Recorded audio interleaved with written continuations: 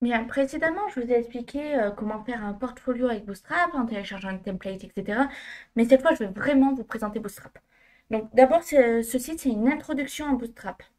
Alors, l'objectif du cours, donc, on va voir l'histoire de Bootstrap, comprendre les bases de Bootstrap, apprendre à utiliser les composants et les classes de Bootstrap, créer des mises en page web réactives et esthétiques. Donc, pour commencer, histoire de Bootstrap.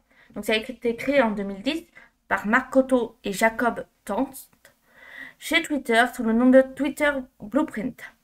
Ça a été publié en tant que projet donc open source sur GitHub en août 2011. Donc, ça a été conçu pour résoudre des problèmes que il y avait sur les interfaces utilisateurs produits par Twitter. Donc ça a gagné en popularité assez rapidement grâce au fait que c'est très simple d'utilisation et que ses composants sont prêts à l'emploi. Donc les caractéristiques clés, c'est un système de grille réactive. Donc si vous ne savez pas ce que c'est une grille, je vous conseille d'aller vous renseigner d'abord sur ce sujet. Avec des composants d'interface utilisateur, classes de typographie et mise en page. Ça reste l'un des frameworks front-end les plus utilisés au monde. La preuve, c'est que par exemple, maintenant, il y a des trucs du style React Bootstrap, Vue Bootstrap, etc.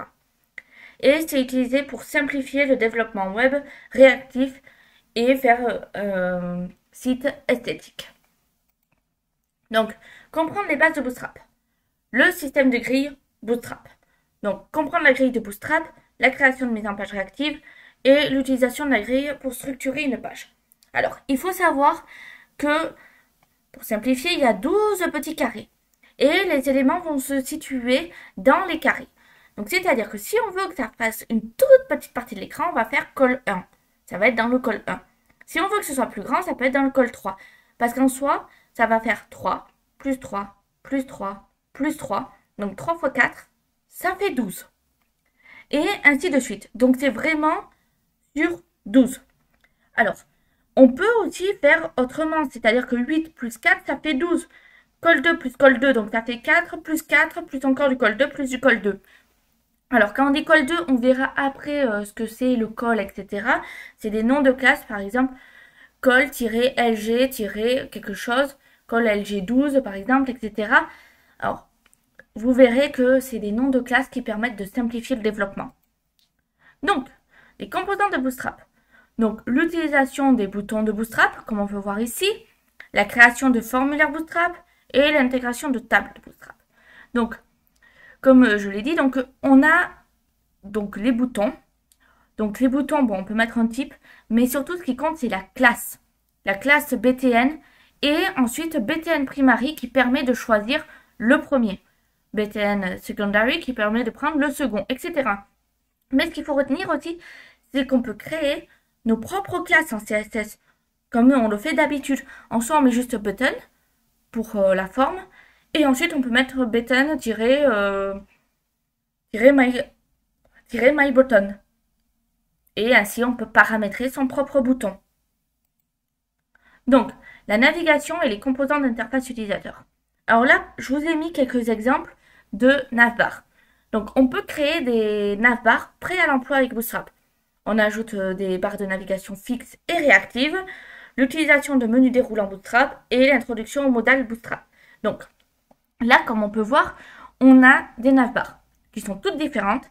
Et en soi, en fait, on a juste à paramétrer quelques détails. Par exemple, Home, Features, Priority, Dropdown. On ne veut pas du dropdown, on peut l'enlever. Tout est déjà prêt en fait. Tout est fait pour simplifier pour l'utilisateur l'utilisation. En gros, tout est déjà fait, on a juste à prendre et à modifier quelques bricoles.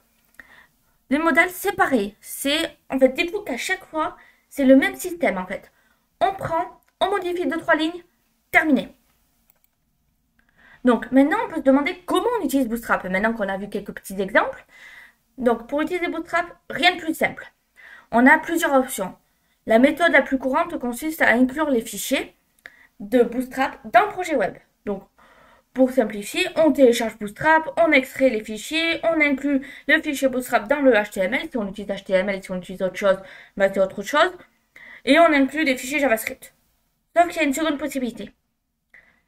Donc là, on voit le link rel selected, href, donc le chemin vers bootstrap.min.css, et pareil pour le JavaScript.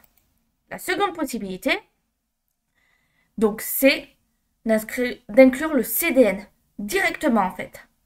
On va mettre ce lien, alors ce lien-là, pardon, ici, dans notre CSS. Alors, je vous montrerai dans une autre vidéo, une prochaine vidéo, comment faire ça. Et le JavaScript, idem. Donc, voici un exemple de code HTML avec le CDN dont je parlais. Donc, vous verrez la mise en pratique plus tard. Mais pour faire simple, là, j'ai inclus mon CDN CSS. Et là, j'ai inclus mon jQuery et mon Bootstrap. Tout simplement. Là, c'est prêt à l'emploi. Je peux directement créer mes boutons, mes navbars, etc. si je le souhaite. Donc voilà pour faire un petit cours Bootstrap et pour savoir l'utiliser.